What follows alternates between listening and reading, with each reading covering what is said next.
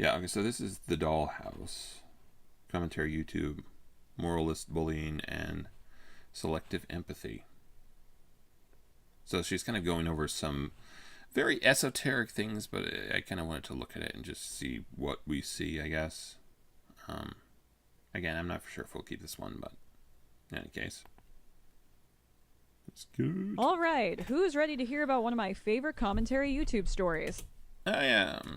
On October 22nd, 2020. This was a thing back in the I had actually watched a lot of Gus Johnson stuff, but I think he had been dating Avelina Sabrina back in the day, and it was kind of, it's one of those things that up until that point you kind of have a person who's got kind of a golden boy type of, like, no problems, no extreme events happening. It's just all hunky dory.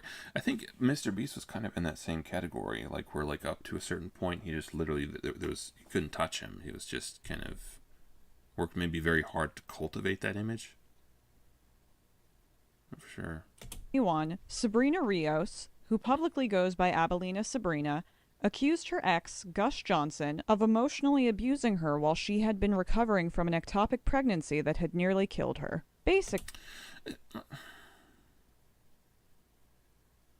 Like, I want to be careful about this one because I do want. It's one of those things where they say believe all women, but I don't know if I agree that with entirely. But the notion would be that in the case of both women and children, compared to adults, that is, not women or not children necessarily compared to people or to men, just, but with regards to women and children, generally speaking, the relationships or the things involved are weighted quite heavily in favor of the more powerful, more self-aware. Never mind. I'll explain that some other time. So, but point would be, I'm generally okay with the balance of trust or being weighted in favor of women a little bit, because they're in more danger in relationships. Children are far more in danger in relationships. So the notion would be like, maybe not absolutely believe all victims, but it's worth hearing them out to some extent at least, because the cost is, I guess, I don't know. Again, maybe forget that part. She discovered she was pregnant with his child and had moved to terminate the pregnancy. I was gonna say though, like I said, I want to be careful about this, but it does feel like sometimes there are accusations brought forward that feel like they came directly from a female hive mind of women gassing each other up and saying, "Yes, Queen, he spiritually assaulted you. He emotionally raped you."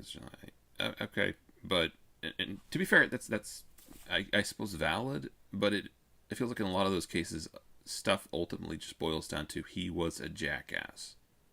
Again, that's a valid statement, but as far as like a judge, jury, you have to have evidence of a more material, objective, higher caliber. Right? You have to say, like, this is what happened, not this is how it felt. And again, like, some of the evidence that women sometimes bring forward as accusations is kind of feels like it's the product of a Yas Queen environment. But her complaints of pain were met with skepticism by both Johnson and her doctors. Eventually, her left fallopian tube burst, leading her to need emergency surgery. When she called Johnson from the hospital, he declined to come visit her because he was out drinking with friends. While she was recovering from this near-death experience, Johnson did not show a lot of sympathy and would often accuse... I heard that. Then he had kind of come out with like a little bit of a counter video later on that I don't know if it cleared up much of the stuff. Obviously, he admits that, I think well, actually, I don't know what he admitted to, but he had stated that they had agreed for an abortion before it ever really happened. You guys know how I feel about abortions, but the notion would have been that they both agreed that if there was a unplanned pregnancy or something like that, there would be an abortion, which I think she had kind of him-hawed about, or recanted, I guess, I don't know.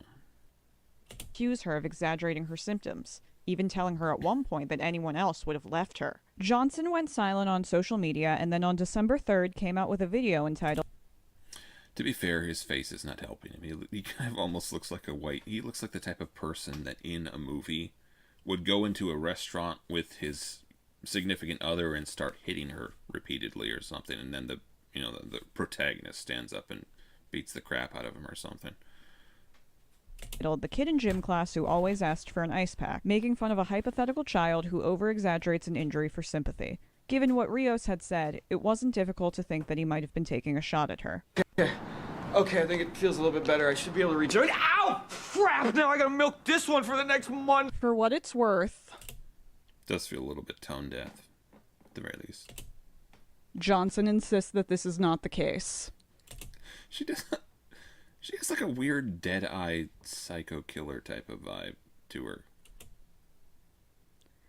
In my opinion, he is either lying or stupid. Commentary YouTuber Sounds about right. Duncan Kastner evidently agreed with me, as seen in his video, The Gus Johnson Comeback Campaign. Kastner also covered another skit made by Johnson's younger brother, Sven. Basically, the skit is about a guy going through a serious medical emergency, only for the punchline to be that it's just a case of the Mondays. Dumb but harmless, right?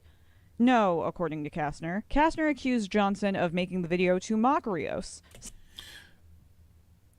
citing Johnson's use of internal bleeding as one of his symptoms, which was also a symptom Rios had experienced. But he specifically says bleeding internally, which is one of the main symptoms that could have killed Sabrina during her... See, that's like... The problem I have with stuff like this is that people point out weird stuff with a lot of things. And the fact is, there will always, like, on any given day of the month, there's always weird stuff that's happening.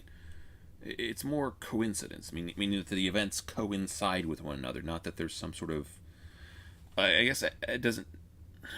There might possibly be some sort of larger pattern there, and if you're seeing it, by all means follow it up, but it's not exactly a forced perspective. And I don't know if it's necessarily a perspective that everyone would be like, yes, that's what it is, that's what it is. It's like, you might want to find something more significant-ish, possibly. Medical emergency. So, for the record, I had actually... The way I'd found out about this video is I'd watched Nick DeOrio watching this video, and I kind of liked it. Nicholas DeOrio. Hearing Sven say that, I don't know, it's not good. But again, there is plausible deniability. Again, it could be just an... You know, when there's audio like this, it's the same reason probably why I can't stand ASMR. It just feels like it tickles your ears, and it's annoying as all get out. It's like, hey, nope, not for me. Unfortunate coincidence. But the video goes on. Please tell me my video doesn't sound like that. That would be... that would be a shame I would never live down. 911, what's your emergency? Hi, my friend just passed out. He's on the floor right now. What should I do? Does your friend have any medical conditions? I don't know. Well, he was talking about how he had some internal bleeding. I think he mentioned like an ulcer, vomiting blood maybe. Oh, sounds like he's got a case of the Mondays. I'm going to play this clip of the voice on the phone again, and I want you to see if it sounds familiar. 911, what's your emergency? Oh, sounds like he's got a case of the Mondays. I have replayed that audio over and over for myself and with people who are familiar with Gus's content, and we can all agree that that sounds exactly like Gus. This, paired up with the constant references to internal bleeding, make this video almost inseparable from the situation that's going on. This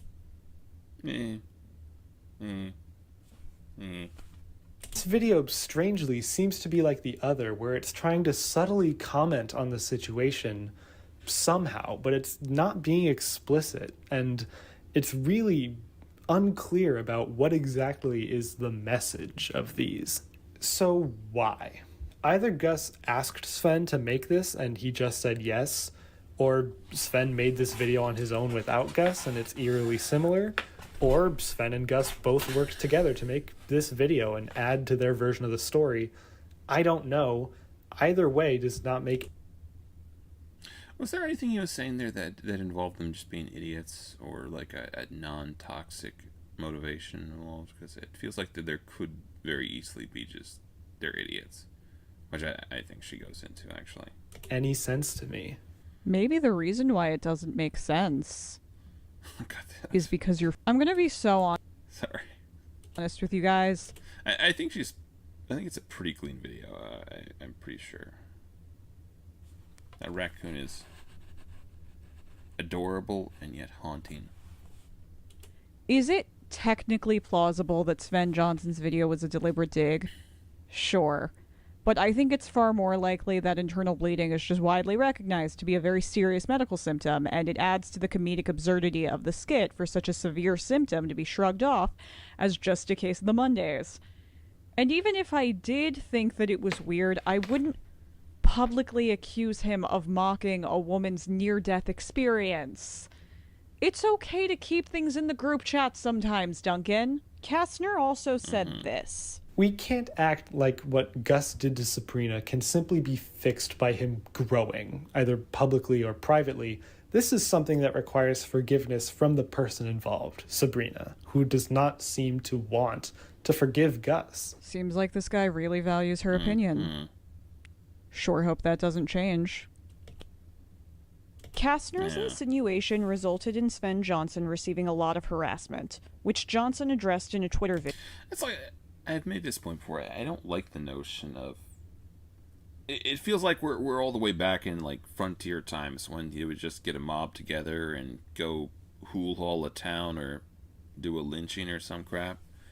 And it's not exactly the most conducive to finding the truth. As an alternative to that person just getting away scot-free, I guess, yeah, great. But generally speaking, it feels like it's best just to, like, let the courts decide. I think they're better suited to it. Get all the stories together and information under one roof and figure stuff out, hopefully. Ish. Okay, what is... Oh, that's on her screen, not mine, I think. Video. Rio stepped in and said this. Go check out Sven's newest sketch and leave a nice comment. There have been some people who have been sending hateful comments his way as a way to try to defend me somehow, and they are not. I do not want that. Please continue to support him. While Kastner was nice enough to link to Johnson's video in a community post and in an update video, he did not feel the need to mention what Rios had said. He also, notably, did not apologize to Johnson. I do want to trust Sven's word that this was just an unfortunate coincidence, but either way, That's nice. At least you're going that far. I think it's good that that video was taken down so you can't accidentally interpret it a different way. So the way... I don't know how far I would go in that direction. It does feel like there will always, like, given the reach of videos, there will always be someone who takes it the wrong way or interprets the wrong way as far as that's concerned. I generally think like a ratio of, like, if the overwhelming majority of people who watch the thing take it the correct way, now if you start getting a significant minority of people that start interpreting it the wrong way, maybe that's reason to check yourself or whatever. But yeah, The way that Rios talks about Gus Johnson is enough for you to write him off as completely irredeemable.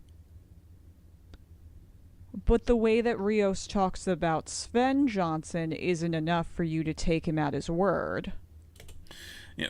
For the record, she makes a good point there. I was just completely distracted, and it's not necessarily a terrible thing, but her mouth seems so small. The other times I was watching this, I was listening to it, not actually watching it. So this is the first time I'm actually like, well, actually I was watching someone else watching it, so it was probably even on a smaller part of his screen. She does have a very strangely small mouth. That means you can't trust her, for the record. Do you not think that Rios can tell when she's being made fun of? In the years since this happened, I've heard She does seem to have very good timing. a lot of people tried to defend Kastner by saying, well, Sven has gone on to collaborate with Gus, and I need to make it abundantly clear that my point is not that Sven Johnson is a perfect angel who's never done anything wrong in his entire life. My point is that in December of 2021, Kastner did not have enough information to make such a loaded claim, and I find the fact that he didn't seem to think that Rio's opinion mattered at all really, really weird. While I was writing this script, I actually went back and rewatched It's a bit duplicitous. Watched Rios' original video about her ectopic pregnancy, and I was reminded of the fact that a very large part of her trauma had revolved around the idea of choice being taken away from her. She specifically... So I think that's where Gus had come at it from, like, where the notion was they had agreed before that if there was an abortion going, or if there was an accidental pregnancy, they were going to abort the child. Again, I don't agree with that morally, but that was his side of it, I guess. says it feels like my body, my choice never got to apply here. And given that aspect, I can't help but feel like Kastner's performativity surrounding the matter was less so motivated by a genuine desire to support Rios so much as it was motivated by a desire to publicly condemn Gus Johnson and anyone who chose to... I made that. It's probably ironic given that I'm stopping her point to make mine, but the notion would be that it's quite easy, I think, especially with people who are making content, myself included, to be so busy trying to make the point that you can't get the point. It's perhaps a common shortcoming to some extent. You're really excited about what you want to say, and just in conversation as well. I feel like it doesn't make for good conversation when you're not really listening to what the person is saying. You're trying to think ahead to what you're going to say in return or retaliate. All right. Associate with him. And that really doesn't sit well with me.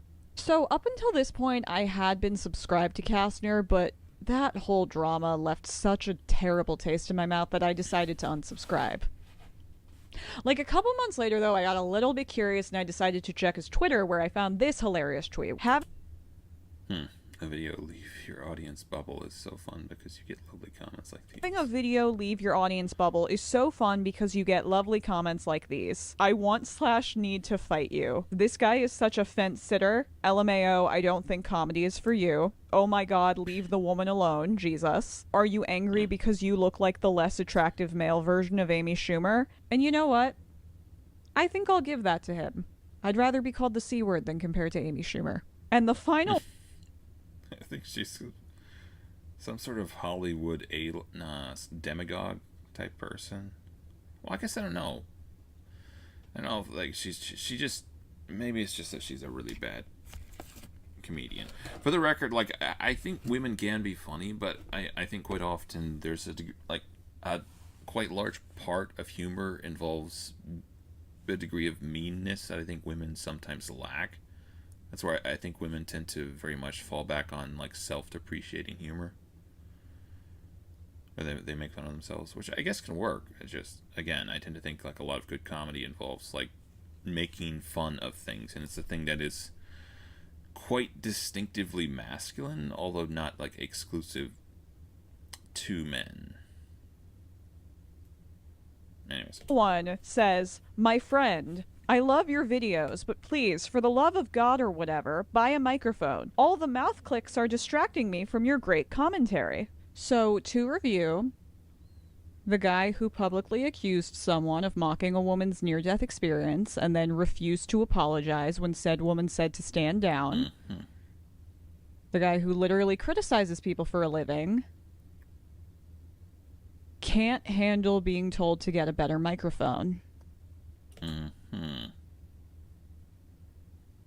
a little bit like, yeah, weird, asymmetrical, odd, wrong. And that's YouTube, folks. Hey.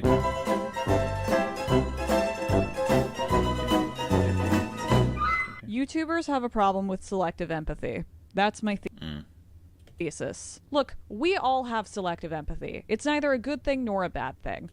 Well, I've made a video about that, actually, but the notion would be that, yes, empathy is a good thing, I think, but it's best as a supplement to just a principled position of being good, of being moral, of being kind towards others on principle, and then within that, the people who you have the most empathy for are the people you know the best, the people you're the closest to. Are like it works as a great supplement to a more principled moral position, in my mind.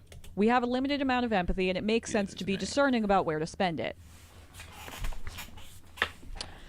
Some people take it a little bit too far, though. Yeah, that's kind of the point. Like, if you use empathy as the sole basis for morality or for being good towards people, I think it leads to a degree of like two-faced hypocrisy, almost. This video was not about Duncan Kastner, but I do have one more story that I'd like to share. In August of 2021, a guy went viral on TikTok after posting a video of him. It's the CryptoZoo guy. I think Logan Paul is actually suing CoffeeZilla right now because CoffeeZilla, quote, defamed him or something. I guess I don't know if that's actually a quote, but yeah, I think Logan Paul is suing CoffeeZilla because he's claiming to be defamed by CoffeeZilla about the CryptoZoo, among other crypto scams that both he and his brother, I think CoffeeZilla covered a couple of those. I think Jake Paul had done some crypto scams as well. They've been involved for quite a while now, I think. Himself talking about quitting his job and moving to Los Angeles to sneak backstage of a Logan Paul show and beg Paul for a job, only to get rejected. Finger, mouth. It feels like some sort of weird nervous tick. Paul heard him out, tried to give him some advice, displayed some self-awareness, Head nodding. and was overall pretty nice to him. A lot of people praised the way that Paul had responded.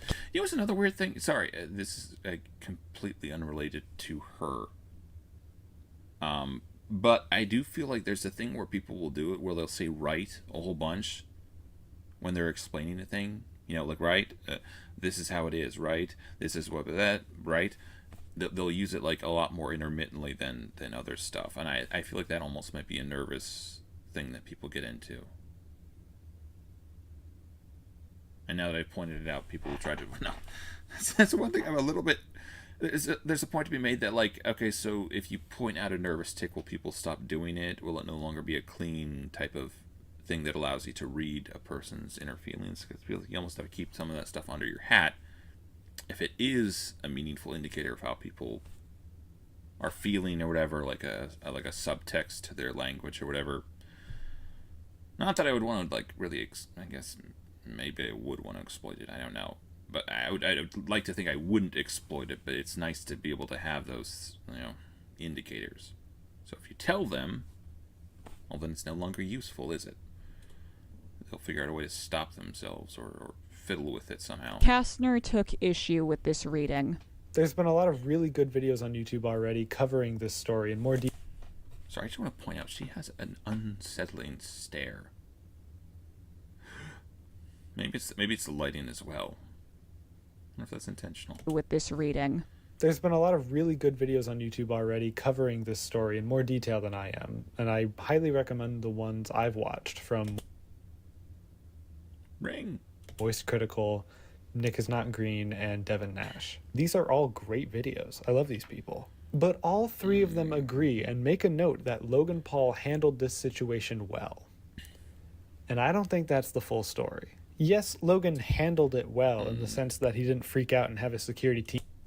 Is it a Walmart t-shirt? Literally just I don't know if I've ever seen, like, is that what this is? This looks like the half, or like a part of that Walmart star thingy. Tased the guy to death, but we can't also pretend like this didn't happen because of Logan Paul's rhetoric. Both Logan and Jake Paul have built entire careers from telling people to chase their dreams, ignore that. They seem thoroughly insufferable for the record, so.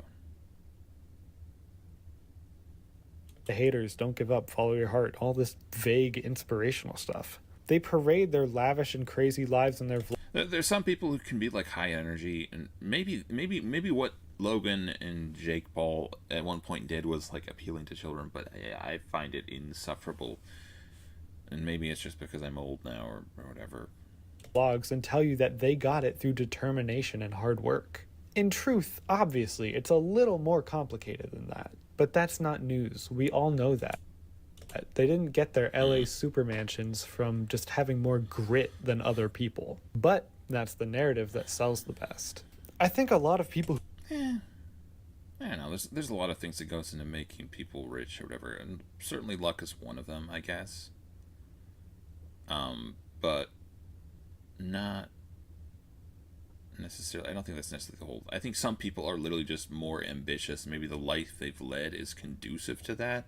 So maybe that ultimately leads back to just some sort of luck as well, or divine providence or something. But it feels like there's people who just literally are. They're almost what you'd call tide breakers. They are people who are willing to do it themselves, and I think a lot of people just aren't willing to step out of line that much. And I think beyond that, a lot of people, they don't really have a vision for what they would do if they did have the money. So the question is, like, to whether they get it, like, why would they strive for it? They don't know what they're going to do with it. They don't have a vision of like what they want to do, and consequently they're not willing to sacrifice in order to get it, because they don't have that, like, this and this and this, that very specific, like, this is what I would do with it if I had it. Like, why work towards it? All you would do is live a more lavish version of what you're living right now.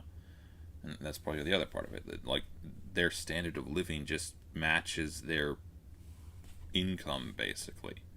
However much more they would get, they would still be probably in the same place in a physical sense.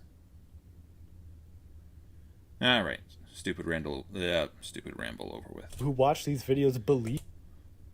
For the record, financials is probably not my area of expertise. Not that I really have an area of expertise.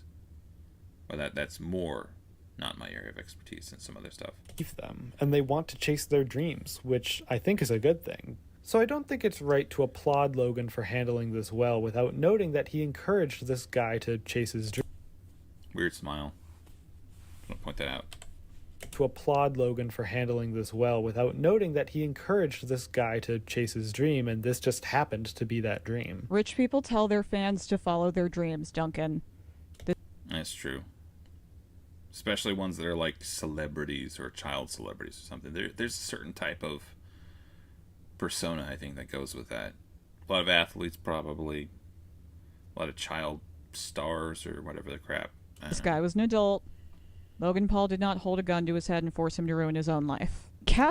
She still has that. I wonder if she's... I'm assuming she's maybe trying that for the video a little bit. But she's kind of got a deadpan stare. Kastner actually acknowledged, like, It's an I'm about to kill you stare. 10 seconds before that most adults can tell that Logan is exaggerating. So I'm not quite sure what point he thinks that he's making. In truth, obviously, it's a little more complicated than that. But that's not news. I do think, especially on YouTube, that younger audience is probably one of the most, maybe the easiest to capture or whatever. It's like, if you look at Mr. Beast, like, I don't know if there's, point being, I don't know if he was catering to an adult audience. I'm not, like, taking away from what he, like, built. Like, obviously, it's a huge thing that he's done, and it's really impressive. But I have to think if he was appealing or trying to appeal to adults, I highly doubt if what he's doing would be nearly as effective. I'll know that. I think a lot of people who watch these videos believe them. So I do not find this as egregious as the Sven Johnson example. Well, sorry. Going back to what I was saying before about, like, Mr. Beast, I do think he also plays the thumbnail game really well or whatever. And that's kind of one of the key things in, especially in children, but just in general. It feels like it's the most, like, people, I think, quite often, unless they're looking for something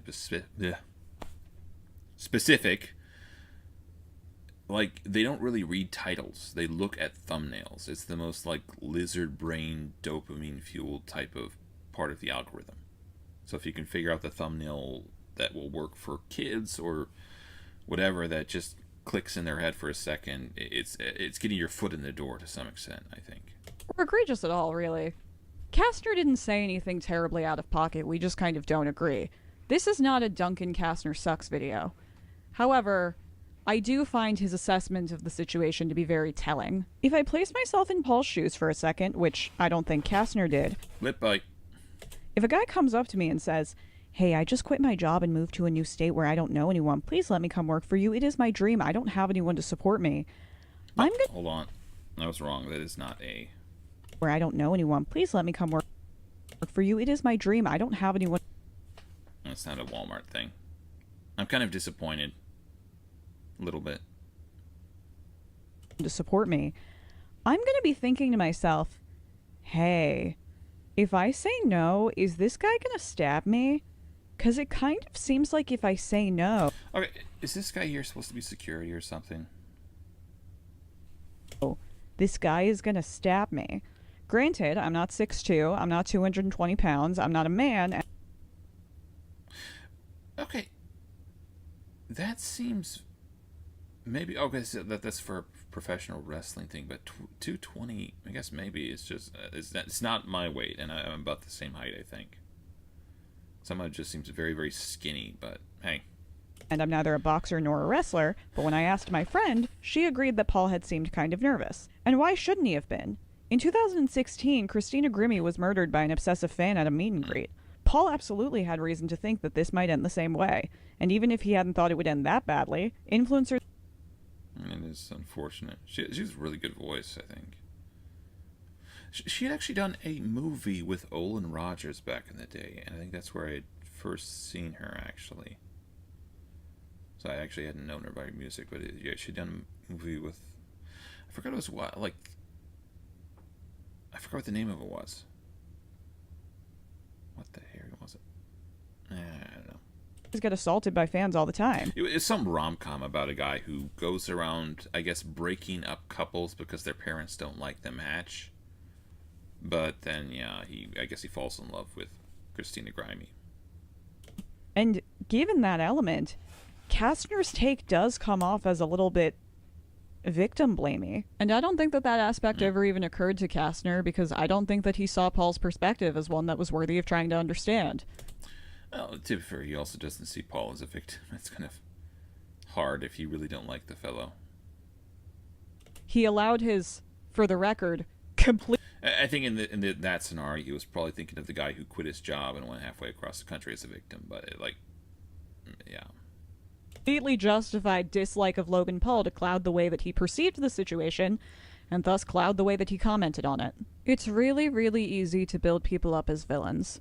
Going off of the Sven Johnson example again, in my opinion, Kastner got it into his head that Johnson had cruelly mocked a victim of abuse for having a serious medical emergency. Why shouldn't he call Johnson out? And Kastner became so convinced of his correctness that he wouldn't listen to anyone else, even Rios herself. Who cares if Johnson gets harassed? He did something bad. He deserves it. You should absolutely care if someone tells me to buy a microphone, though. With this mindset comes the implicit idea... It does... sorry. Nah, no, I'm not sorry. It's kind of a weird microphone. I don't know if I've ever seen one like that before, but it's a touch strange. Also, there's a whole genre of people who just literally hold the microphone. Which I guess is something, I guess, if you want a certain setting, if you want to have a certain backdrop or whatever, that's, I guess, fine. But, yeah. It's just a little bit strange in my mind. It's kind of like this constant point of tension in the video or something. Idea that being treated with empathy is a privilege rather than a right, and that there is something that a person could possibly do that would strip them of that privilege. And, to be clear, once... To be fair, it is kind of a social norm, right? I don't know to what extent it's necessarily naturally occurring, but, it's I guess dehumanization is a point to me. I don't know. I'm gonna think about that. You've been stripped of that privilege. There is nothing in this world that you can do to get it back. Disclaimer? I had recently done actually a short about this a little bit. So I think the notion of I was saying I had recently done a video about the N-word usage at the BAFTA or whatever, and I mentioned that I really don't like it. At least I would say I don't like it as a form of address, and I think the thing, I guess I'd asked what people thought the N-word meant, right? And it feels like the N-word, along with a whole host of other racial slurs, they're I don't even know if they necessarily quote-unquote mean something bad. Like, if you looked at the dictionary definitions of these words, you wouldn't be able to necessarily find anything beyond the fact that they're just offensive. They're probably xenonyms, generally speaking, but they're used by the most malicious people, I think, to create a subhuman category, right? A category of human that is less human than the rest of humanity. And in my mind, you could actually draw parallels between that and like the usage of Nazi these days. where people are basically saying, oh, they're Nazis, so it's okay to do blank thing because they're, again, you're creating this type of subhuman class that it's okay to do anything to because they're this person, they're this way or whatever. In my mind, it's not generally, nothing good can come from it, put it that way. I'm coming at this as a viewer, not as... Again, I don't know if I would say that you're owed human rights. It does feel like that's very much a human construct, and it's good, it's useful, generally speaking, but entitled to, it's a little bit harder to say. As a historian, I understand that commentary YouTube existed long before 2017, and I understand there are many, many pockets of commentary YouTube that don't have anything to do with the people I'm about to talk about. However, I do think that the post-Vine exodus was deeply, deeply influential in the way that commentary is nowadays, and especially, like, popular commentary, so I'm going to be starting there. In 2017, the app Vine shut down, causing many creators who'd become popular... Honestly, I never actually went on the app Vine. I would just watch Vines on YouTube.